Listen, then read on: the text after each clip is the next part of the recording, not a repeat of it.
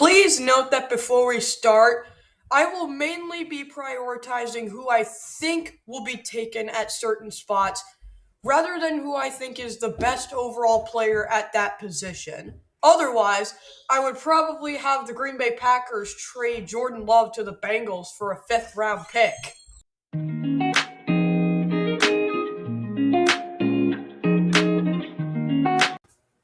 What's up, everybody? Well, it's the week of the draft, and so, of course, it's time to put out another mock draft. My last mock draft was pretty successful for my standards, getting about 360 views, and it's now my fourth most popular video, sixth if you include shorts. So, let's go. Jumping right in, number one, Chicago Bears from Carolina Panthers, Caleb Williams. This is the easiest pick in the draft by far. We knew that this was going to happen basically from when Justin Fields was traded to the Steelers. And do I love this decision? I think you might have wanted to keep Fields for a little longer. And if he doesn't work out, then you could draft a quarterback maybe in a couple of years. But, oh well, Bears, you do you. Let's see if you can actually beat the Packers with Caleb Williams. Number two, Washington Commanders, Jaden Daniels. You could go either way with Drake May or Jaden Daniels here with this pick, but I think that Washington would rather have Jaden Daniels here because he better fits their overall system.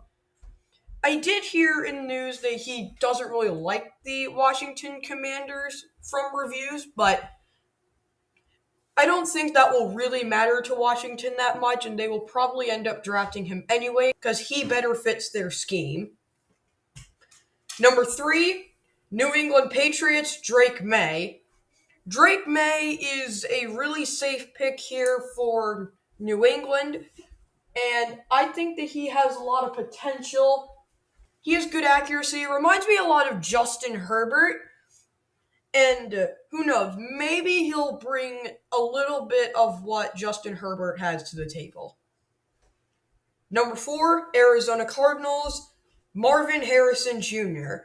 This pick is really easy for the Cardinals as long as they don't trade down. Take the best receiver available on the board, and it is Marvin Harrison Jr. right now. And so there's really nothing else to say here. Marvin Harrison He's got experience from the fact that his father was a Hall of Famer, and yeah, that's really all I can say there. Number five, Los Angeles Chargers. Hold up, we got a trade alert. I have the Minnesota Vikings trading the number 11 and 23rd picks to move up to 5. And with that pick, they select J.J. McCarthy. I don't love this decision. As I said in the intro, I think that this is based on who I think they will take rather than who I think best fits their long-term plan. And for the Vikings, I think personally that Penix would better fit their system. He is more of what Kirk Cousins was than J.J. McCarthy. I have questions about McCarthy. Is he more of a game manager? Because that's what he looked like, even to me at Michigan when I watched him against Ohio State. He looks more like a game manager than anything else, and that's not really what you want from a quarterback in today's NFL. Number six, New York Giants, Rome Odunze. For the Giants, they need a receiver to help out Daniel Jones, and I would have had them take O-line here, and I think you could still make a case for that, but they kind of addressed it in free agency, and so I'm going to roll with a wide receiver here, and I think Rome Odunze is just, in my opinion, a little bit better than Malik Neighbors. Number seven, Tennessee Titans, Joe Alt. This is the easiest pick ever, and for good reason. Joe Alt is the best fit for the Titans, who are trying to build up their O-line, which they will use to protect Will Levis, who needs to develop next year, or else he's probably going to get replaced a lot sooner than he expects. Number 8, Atlanta Falcons, Dallas Turner.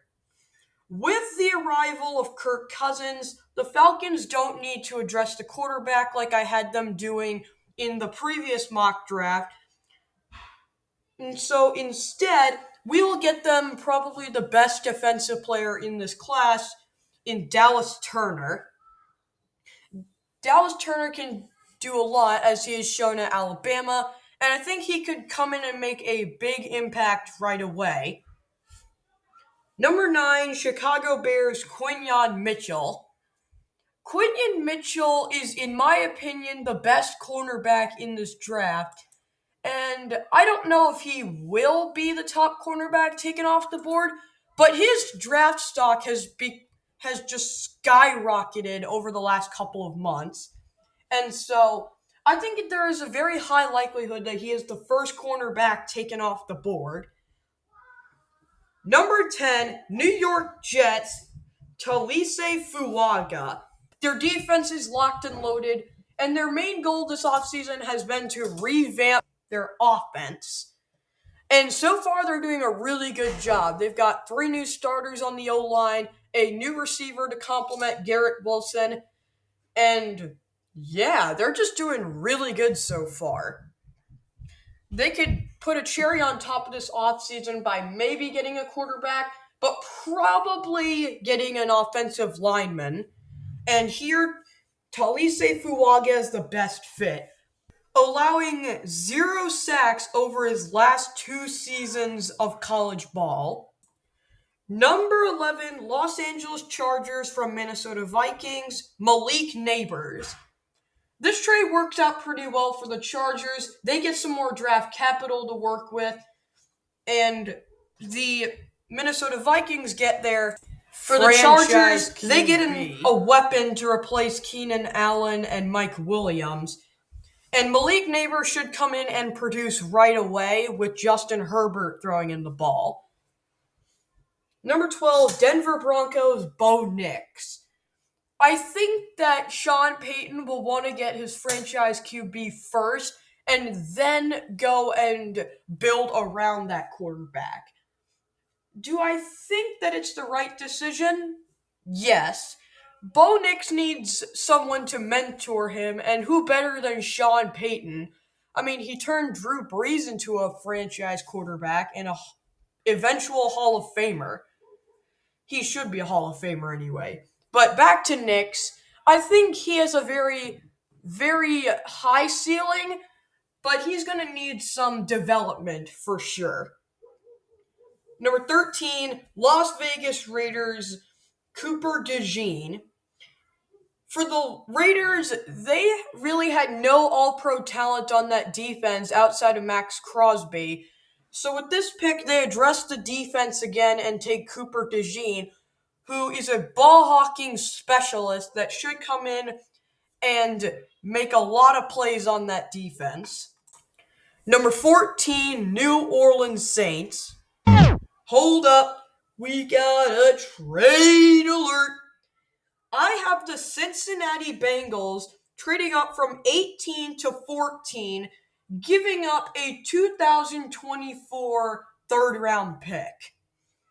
And with that 14th overall pick, the Cincinnati Bengals select Olu Fashanu.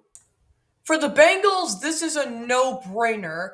They have to finally take an offensive lineman in the first round to protect Joe Burrow.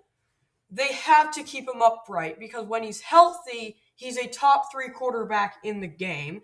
So taking an offensive tackle who allowed 0 sacks throughout his entire Penn State career is probably a good move.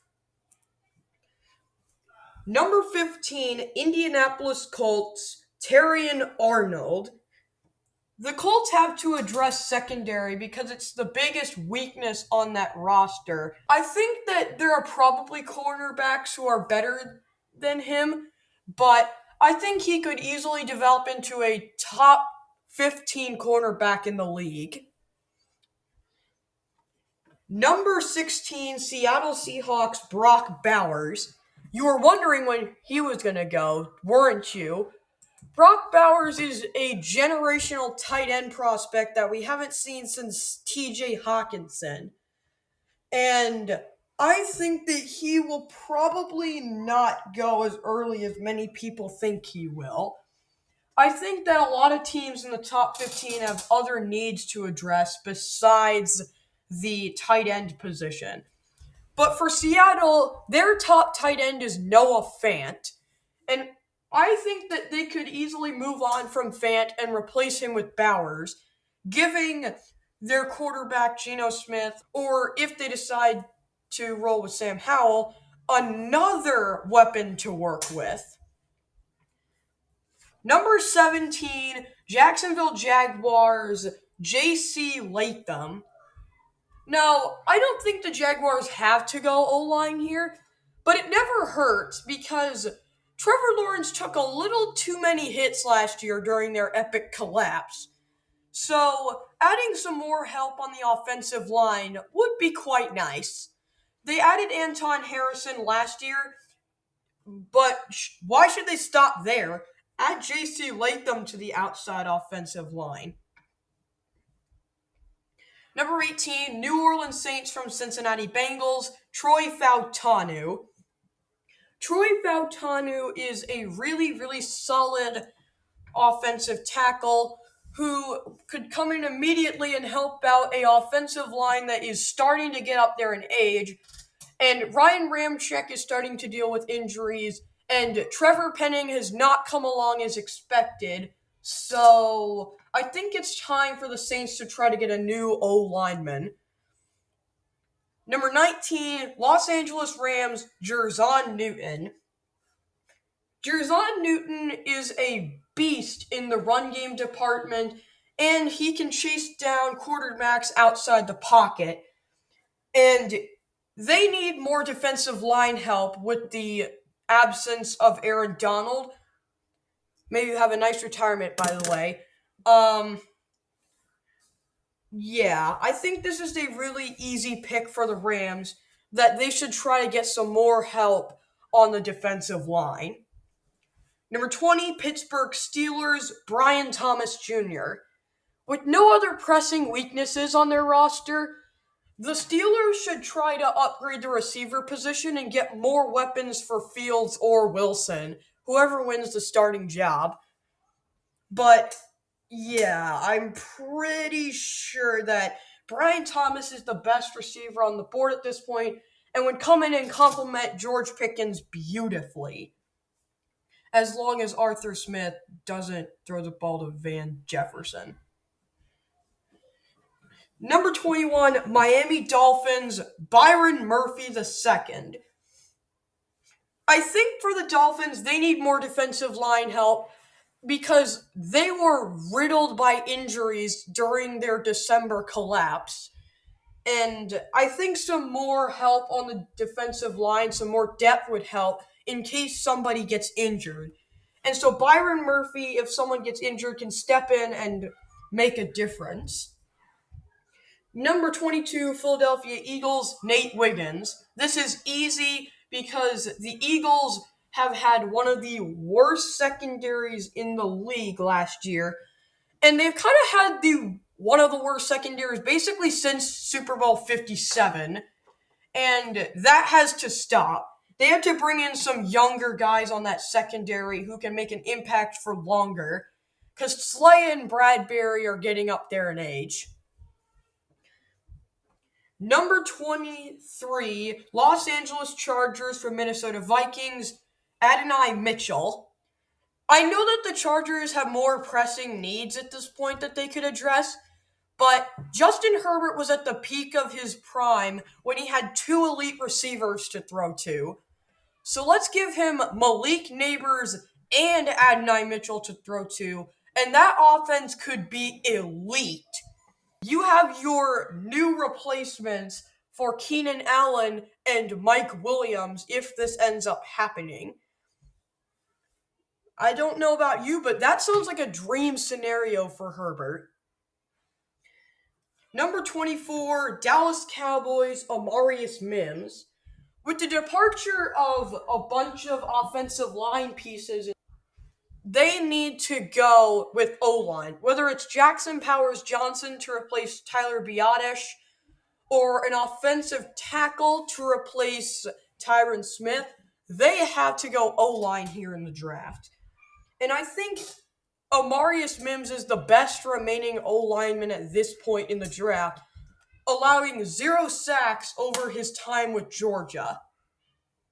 Number 25, Green Bay Packers, Kool-Aid McKinstry. I think the Packers should take Amarius Mims if he's still on the board at this point, but since he isn't, take another cornerback to help out your kind of leaky secondary that kinda isn't that great. And I think Kool-Aid McKinstry is the last great cornerback still on the board here. Number 26, Tampa Bay Buccaneers, Jared Verse. I'm surprised with myself that I let Jared Verse fall to 26 because he should be a top 15 prospect, but I think the top 15 teams need more help in terms of offense rather than defense. So Jared Verse falls into the laps of the Tampa Bay Buccaneers, who need some more help on that defensive line. Number 27, Arizona Cardinals, Laiatu Latu. I was tempted to give the Cardinals another receiver, just like I did with the Chargers, but ultimately, I think the Cardinals need more help on both sides of the ball, both on the defensive line and the offense. And I think here Laiatu Latu is the best remaining defensive lineman, and I think he's an easy pick to take here. Number 28, Buffalo Bills, Xavier Worthy. Xavier Worthy is the best remaining wide receiver on the board, and I can't help but think to myself what it would be like to watch Josh Allen throw to Xavier Worthy downfield. Josh Allen's cannon of an arm combined with Xavier Worthy's elite speed, that would be an unstoppable duo for NFL teams to have to take care of. That would be insane, and I love the idea of it. Number 29, Detroit Lions, Chop Robinson. If there was a cornerback still on the board at this point, I think the Lions should take him. But since there isn't, just go with the best defensive lineman available. And in this case, it's Chop Robinson. And I don't think that the Lions will be unhappy with this pick. I wouldn't be surprised if the Lions traded up as well, but I think that for now, the Lions just take Chop Robinson at this stage. Number 30, Baltimore Ravens, Tyler Guyton. Tyler Guyton is the best offensive lineman available at this point, and that's really all I really need to say. The Ravens need to keep Lamar Jackson healthy, and as long as he is healthy, the Ravens, like the Bengals, should be contenders in the AFC North and the AFC in general for years to come. Number 31, San Francisco 49ers, Graham Barton. This is a bit of a reach at this point because I think Graham Barton is more of a second round pick prospect, but Graham Barton could come in, he can make a difference, and yeah. I think that he will eventually replace Trent Williams at the tackle position. And finally, number 32, Kansas City Chiefs, Ladd McConkey. This is really easy, and I don't really need to explain it to you. Ladd McConkey is the best receiver still on the board. You could make a case for Keon Coleman here, but I think Ladd McConkey is the best receiver still on the board. These Chiefs need help at receiver because Rashee Rice is dealing with some off-the-field issues right now, and Rashee Rice is only on a one-year deal and isn't a guarantee to succeed anyway. So I think the best bet for them is to take a receiver here. But what do you think of my mock draft? Let me know down in the comments, how would you do things differently? And with that, Peace!